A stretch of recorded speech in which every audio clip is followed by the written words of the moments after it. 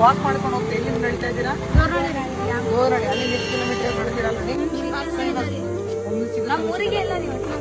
ನಿಮ್ಮೂರಿಗೆ bus ಇಲ್ವಾ?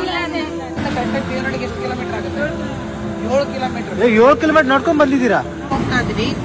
ಶಾಪುರ್ ಹೋಗ್ಬೇಕಾದ್ರೆ ನಾವು ಈ ಮಕ್ಕಳು ನೋಡಿದ್ವಿ, ಯಾಕೆ ಇವ್ರು ನಡ್ಕೊಂಡು ಹೋಗ್ತಾ ಇದಾರೆ, ನಾವಿನ್ನು ಇಲ್ಲೇ ಮನೆ ಇರ್ಬೋದು ಅಂತ ಹೇಳಿ ನಾವು ಸುಮ್ನೆ ಮೂವ್ ಆದ್ವಿ. ಹಂಗೆ 7 kilometre Darahalli to Benahalli 7 kilometre. Yadgir district Shahpur ತಾಲೂಕಲ್ಲಿ ಬರುತ್ತೆ ಈ ಹಳ್ಳಿ.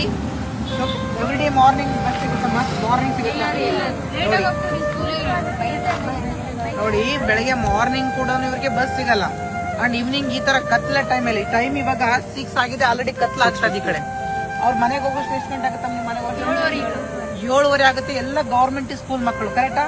ಎಲ್ಲ ಗವರ್ಮೆಂಟ್ ಸ್ಕೂಲ್ ಮಕ್ಕಳು, ಮೇನ್ ಆಗಿ ಬಡವರ ಮಕ್ಕಳು. ಸೊ ಇವರಿಗೆ ಅನುಕೂಲ ಇರಲ್ಲ ಯಾವುದೇ ತರ ಮನೇಲಿ ಅಪ್ಪ ಅಮ್ಮನ ಹತ್ರ ಗಾಡಿ ಕಾರು ಇರಲ್ಲ, ಡ್ರಾಪ್ ಮಾಡಿ ಕರ್ಕೊಂಡ್ ಬರಕ್ಕೆ. ಸೊ ಹೆಲ್ಪ್ ಮಾಡ್ಬೇಕಾಗಿದ್ದು ಯಾರು? ಗವರ್ಮೆಂಟ್ಗಳು. ಅದು ನಿಜವಾಗ್ಲೂ ಹೇಳ್ತಾ ಇದ್ರು, ಇಂಥ ವ್ಯವಸ್ಥೆ ನೋಡಿದ್ರೆ ಕಷ್ಟ ಆಗ್ತದೆ. ಬಸ್ಗಳ ವ್ಯವಸ್ಥೆ ಆಗ್ಬೇಕು, ಇಲ್ಲ ಗಾಡಿಗಳ ವ್ಯವಸ್ಥೆ ಆಗ್ಬೇಕು, ಇಲ್ಲ ಸೈಕಲ್ ವ್ಯವಸ್ಥೆ ಆಗ್ಬೇಕು ಅವ್ರಿಗೆ. ಕೊಂಡು ಸರ್ಕಾರ ಯಾವ್ದೇ ಇರ್ಲಿ, ಯಾವುದೇ ಪಕ್ಷ ಆಗ್ಲಿ ಪ್ರಾಬ್ಲಮ್ ಅಲ್ಲ, ನಮ್ದೇ ಪಕ್ಷ ಆಗ್ಲಿ, ನಮ್ದೇ ನಾಯಕರಿರ್ಲಿ, ಆದ್ರೆ ಅನುಕೂಲ ಮಾಡ್ಬೇಕು. ಇದು ಸರಿನಾ? ಇದು ನಿಜವಾಗ್ಲೂ ನಾವು ಕರ್ನಾಟಕದಲ್ಲಿ ಇದೀವ, ನಾವು ಕಲ್ಯಾಣ ಕರ್ನಾಟಕದಲ್ಲಿ ಇದೀವ ಅಂತ ನಾವು 100 ಸಲ ಯೋಚನೆ ಮಾಡ್ಬೇಕಾಗುತ್ತೆ. ಹೆಣ್ಣು ಮಕ್ಕಳಿಂದ ರಾತ್ರಿ ಸಮಯದಲ್ಲಿ ನಡ್ಕೊಂಡು ಹೋಗೋದು ಇದು ಸೇಫ್ಟಿನಾ? ಇದು ಎಲ್ಲರ ಗಮನಕ್ಕೂ ಬರಬೇಕು.